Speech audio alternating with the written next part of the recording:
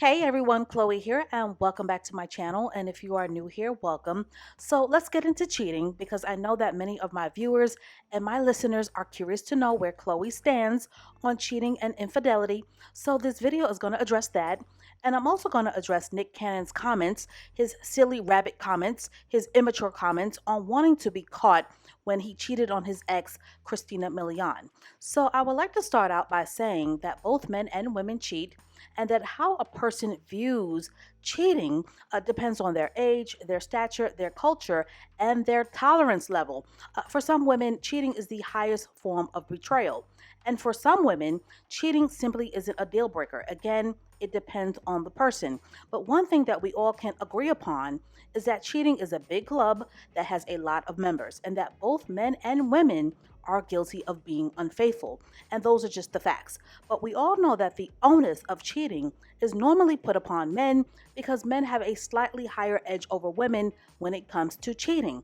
But both men and women, black, white, and in between, and boyfriends and girlfriends, and wives and husbands cheat, a college degree or not, broke, dusty, or millionaire. So cheating is not a man thing or a woman thing. Cheating is a thing. And I know that this answer may not be very satisfying to those of you who are listening, but cheating is not one size fits all. Men and women cheat for a variety of reasons. Men cheat because of their egos. Men cheat out of immaturity. Men cheat out of insecurity. Men cheat out of boredom. Women cheat when they lose respect for men. Women cheat out of perpetual dissatisfaction. Men cheat because they have options. Men cheat because of low self esteem. Men cheat because they struggle with monogamy. Women cheat because they struggle with monogamy. Men cheat because they want variety. Men cheat because they can. Now, the $1 million triggering question that most women want to know is cheating a deal breaker? And this is where you will have a variety of responses depending on the woman. Some women can forgive, some women can forget, some women cheat back. Some women walk away for good. Some women break the bank and go shopping. Some women do the big chop. Some women go on vacation. Some women cheat with a man's best friend. Some women never forgive. And some women never ever forget. And with some women, being cheated on changes a woman forever. Sometimes cheating turns a good girl into the bad girl. Again, there is no one size fits all answer. And the response to cheating also depends upon how often the cheating has happened and who the cheating has happened with. Did the infidelity produce a child, as in the case with Chris Brown and Karushi, or Gabrielle Union and Dwayne Wade? Did the cheating give the person an incurable STD, right? Was the cheating same sex cheating? And contrary to popular belief, when women cheat, it isn't always a deal breaker for men. However, it is very puncturing to a man's ego when he is cheated on because men are less likely to forgive women for cheating because men are not wired like women. Men are territorial and they see women as extensions of themselves, and to a degree, they see women as their property, even the nice ones. And if another man has quote unquote been on another man's property, that is a violation and a puncturing of a man's ego and pride that most men can never recover from. So with cheating, it really depends on the woman or the person. Some women are one and done, and some women are open to other solutions like couples counseling or trial, separations, or living apart, or having an open marriage, particularly if the cheating has happened within the confines of marriage. With hard work, some marriages can survive infidelity. And I have to say, that cheating is a different animal in marriage because of vows and money and children and time and energy and extended family and stability and security and the sharing of finances. So, what a woman thinks about cheating in her teens, in her early 20s, will not be the same in her 30s, 40s, 50s, or 60s. But overall, I think how a woman chooses to respond to cheating is her personal right and her personal agency and her personal choice. And how a woman chooses to respond to cheating or infidelity isn't anyone's business but her own. Now, in hypergamy, cheating still hurts and feelings of betrayal are still intense and real, and trust is still destroyed. But there is a significant difference between being cheated on by a man who has financially invested in you and who provides for you and whom you are married to, as opposed to a broke Dusty who has lint in his pockets, who has nothing to offer, and who has the limited, very limited capacity to make amends, especially financial amends.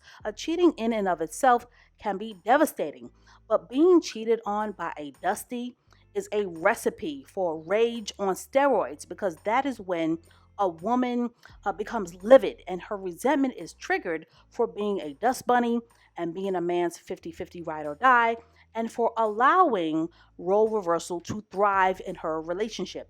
And cheating is often the catalyst that awakens a dust bunny from her slumber, because cheating makes a woman realize that men are wired and are inclined to put themselves and their wants and their needs and their desires first. Men are self focused, ladies. Men are selfish by nature. And this is why hypergamy is so important and why you need to subscribe to this channel, because hypergamy teaches women how to put themselves first, and it teaches women how to treat themselves as the prize by shifting their focus on men who have gold to dig and men who have provider and protector mindsets. Now, with Nick Cannon nonchalantly, stupidly, publicly admitting to cheating on Christina Milian, slightly humiliating her, honestly, and wanting to get caught, admitting to wanting to get caught, Nick Cannon has diarrhea of the mouth and is a habitual offender who has the unattractive quality of men who kiss and tell. So Nick Cannon clearly has still has a lot of maturing to do, and in many respects, he is very successful. But in my opinion, even after becoming a father and being married and divorced to Mariah Carey, he still seems to struggle with being very insecure. But with the Nick Cannon admission, I want women to pay attention to his honesty. Nick admitted to cheating and being careless with Christina Milian because he wanted to be caught.